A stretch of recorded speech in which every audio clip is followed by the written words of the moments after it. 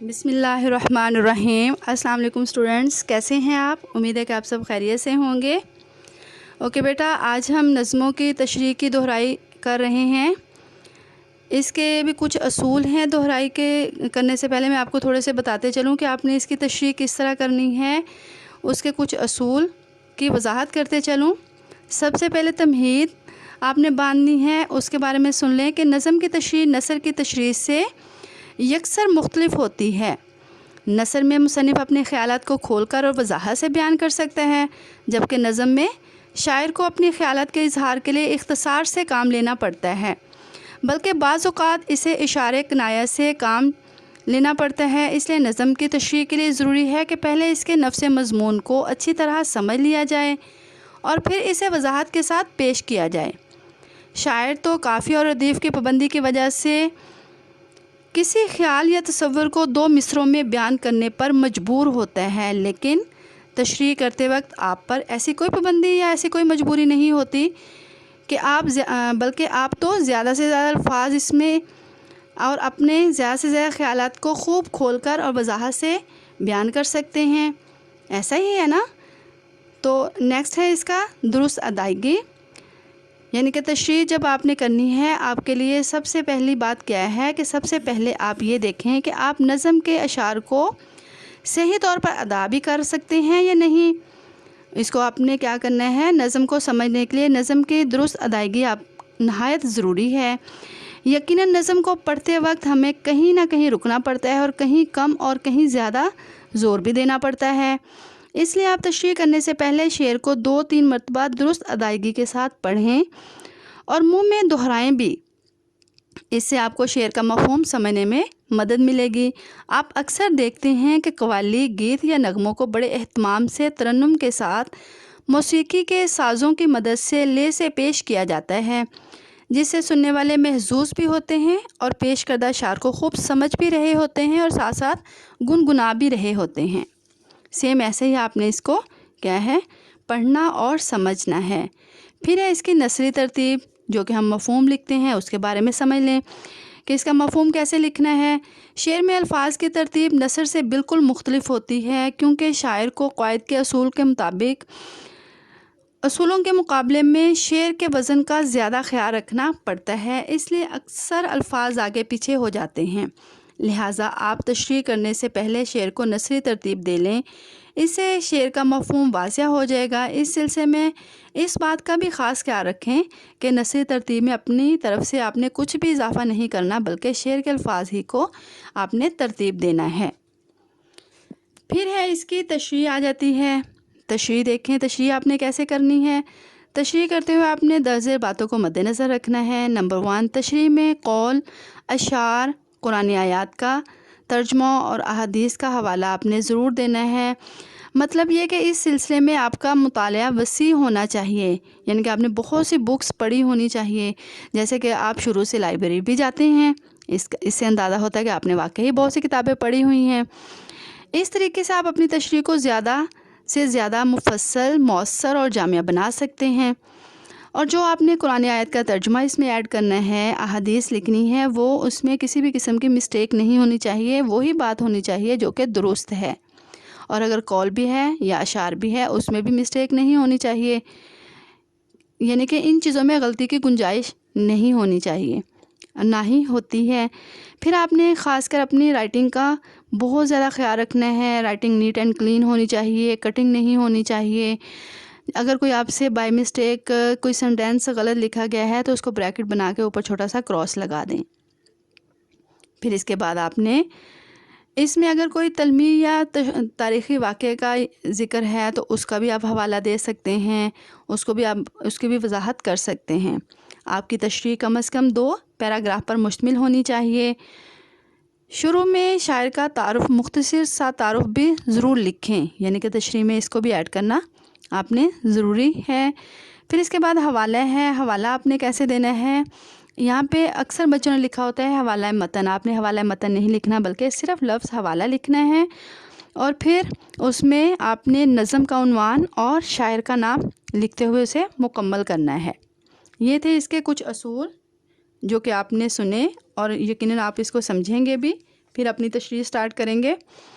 ہم اپنی تشریح سٹارٹ کرتے ہیں، ہم سے نہیں کر رہے کیونکہ وہ اپنے پیراگراف آلریڈی آپ کی نوٹس پر کروایا ہوا ہے، آپ وہاں سے دیکھیں گے، اس کا پیٹرن پورے پیٹرن کے ساتھ وہ کروائی ہوئی ہے۔ اب ہم نعت اور آج جو میں آپ کو 2 پیراگراف دکھا رہی ہوں وہ نعت اور برسات کی بہاریں اس کے ہیں۔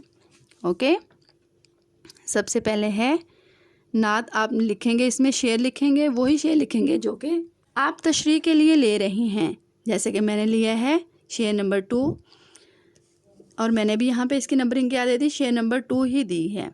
شعر ہے، سنی ہم نے طوطیوں بلبل کی باتیں، تیرا تذکرہ ہے تیری گفتگو ہے، یہ شعر ہے۔ پھر آپ لکھیں گے حوالہ، حوالے میں لکھیں گے نظم کا عنوان، نعت، شاعر کا نام امیر منائی۔ یہاں پہ آپ نظم کا نام نہیں لکھیں گے بلکہ کیا لکھیں گے، نظم کا عنوان۔ پھر لکھیں گے مفہوم، مفہوم دیکھیں فرسٹ لائن ہے شعر کی، سنی ہم نے طوطیوں بلبل کی باتیں، ہم اس کو نثر میں کس طرح لے کے آئے کہ ہم نے طوطی اور بلبل کی باتیں سنی ہیں۔ دیکھیں مختصر ہے نا، اس میں سے میں نے اپنی طرف سے کچھ ایڈ نہیں کیا، ایسے ہی آپ نے مفاہیم میں خود سے کچھ بھی بہت زیادہ ایڈ نہیں کرنا، مفاہیم کو نثر میں لے کے آنا ہوتا ہے، مختصر بیان کرنا ہوتا ہے۔ پھر نیکسٹ ہے اس کا مصرع، تیرا تذکرہ ہے تیری گفتگو ہے، تو اس کی میں نے کیسے مفہوم اس کا لکھا کہ ان کی زبان پر بھی آپ صلی اللہ علیہ وسلم ہی کا ذکر ہے اور گفتگو ہے، یہ ہمارا مفہوم کمپلیٹ ہوا۔ اس کے بعد آپ تشریح لکھیں گے، تشریح کے لیے آپ سب سے پہلے کیا کریں گے، شاعر کا تعارف، اور اس کے بعد پھر اپنی تشریح سٹارٹ کریں گے۔ جی ہم اس کی تشریح سٹارٹ کرتے ہیں۔ امیر منائی کا شمار اپنے عہد کے قادر الکلام شاعروں میں ہوتا ہے، آپ نے تمام اصناف میں شاعری کی، مگر غزل اور نعت کی طرف آپ کا رجحان زیادہ رہا۔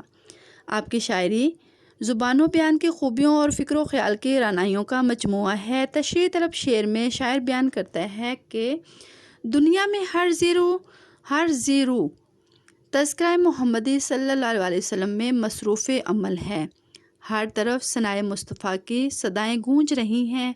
شاعر 2 پرندوں طوطی و بلبل کا ذکر کرتے ہوئے کہتے ہیں کہ میں نے ان کی بھی باتیں سنی ہیں، وہ بھی حضرت محمد صلی اللہ علیہ وسلم کی مدح و سرائی میں نغمہ ریز ہیں۔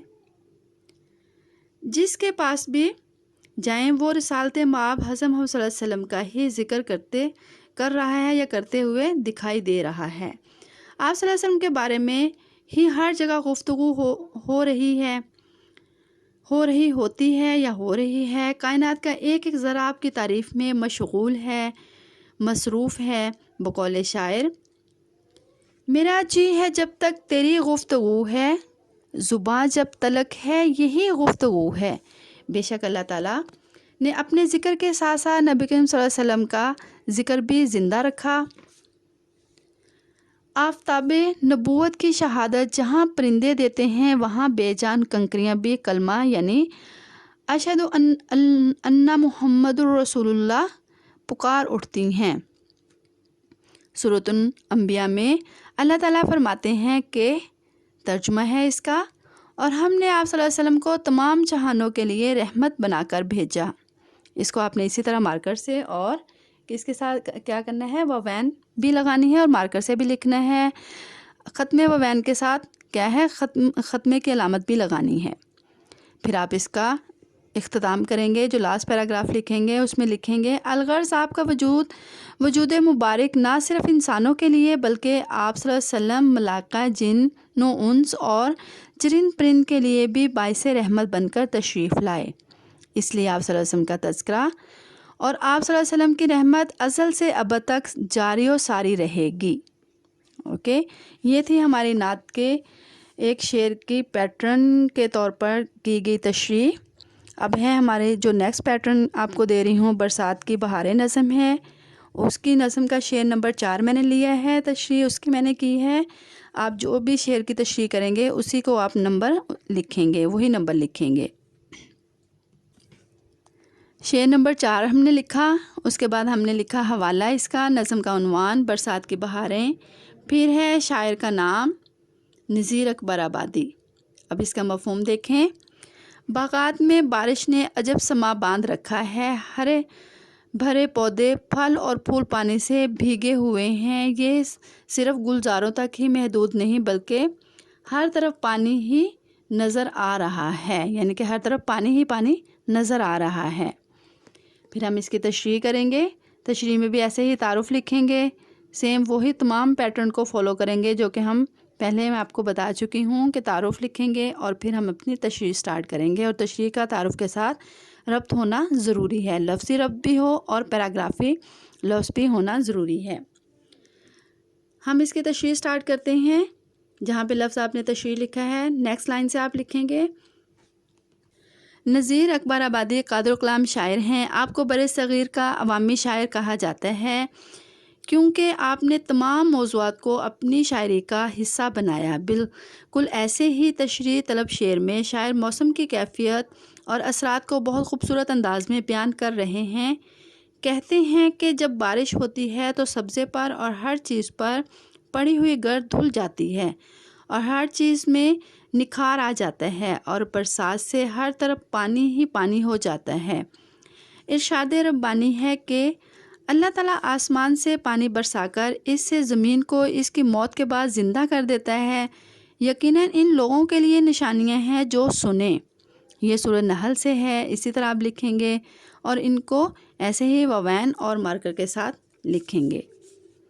شاعر مزید نیکسٹ پیراگراف ہے، شاید مزید قلم کشائی کرتے ہوئے کہتے ہیں کہ باغات میں بارش سے عجب سما بن جاتا ہے، پودے پھل اور پھول پانی سے بھیگے ہوئے دکھائی دیتے ہیں، دیکھنے سے یوں محسوس ہوتا ہے کہ جیسے سبزہ نہایا ہوا ہو۔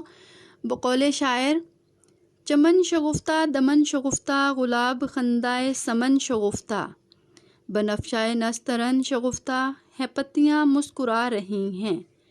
الغرض پھول پودے پیڑ اور سبزہ زار نہا کر اور زیادہ پرکشش دکھائی دیتے ہیں۔ ہر طرف برسات کیسی کیسی رونقیں دکھا رہی ہے۔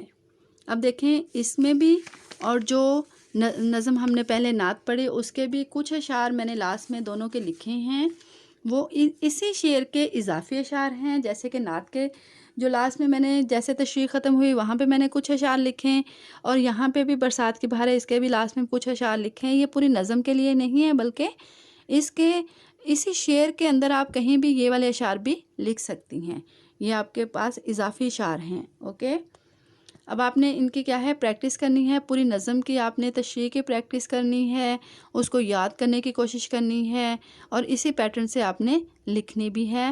ایک دو دفعہ لکھ کے بھی دیکھ لیں تاکہ آپ کی پریکٹس جو ہے وہ بہتر سے بہتر ہو جائے۔ اوکے، دیا گیا کام جو ہے وہ آپ اپنے نوٹس پر کریں۔ اوکے، اللہ حافظ، بیسٹ آف لک۔